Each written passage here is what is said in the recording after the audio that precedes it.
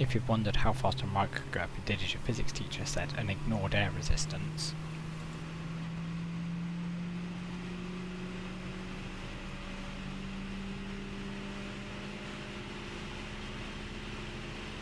Here is your answer.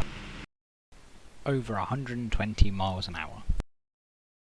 If you're wondering what made it possible to ignore air resistance in the car, it's quite simple really. I booked the car in for a dyno session to find out what power it was making so I knew where I was starting at.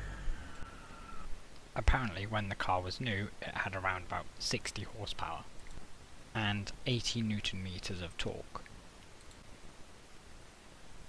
Rather surprisingly to me, over the 20 plus years of the car's life, it hasn't actually lost that much from the torque, with the torque figure still being around 80 on average. Sadly the same can't be said for the horsepower, which has decreased to around 54, but that's not too bad to be fair considering the car is over 20 years old and has over 120,000 miles on it. Something which I wasn't expecting to see on this graph is just quite how constant the torque actually is. I expected it to kind of more start off low and then gradually build to a peak and then trail off, but it's actually a fairly solid straight line throughout the entire rev range.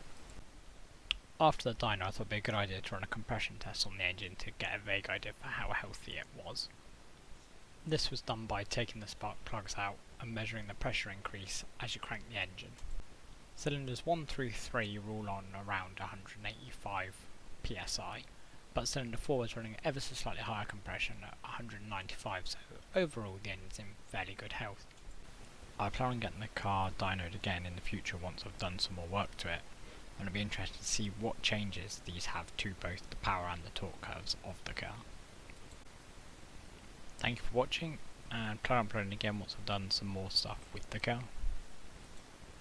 Subscribe if you'd like to see where this goes.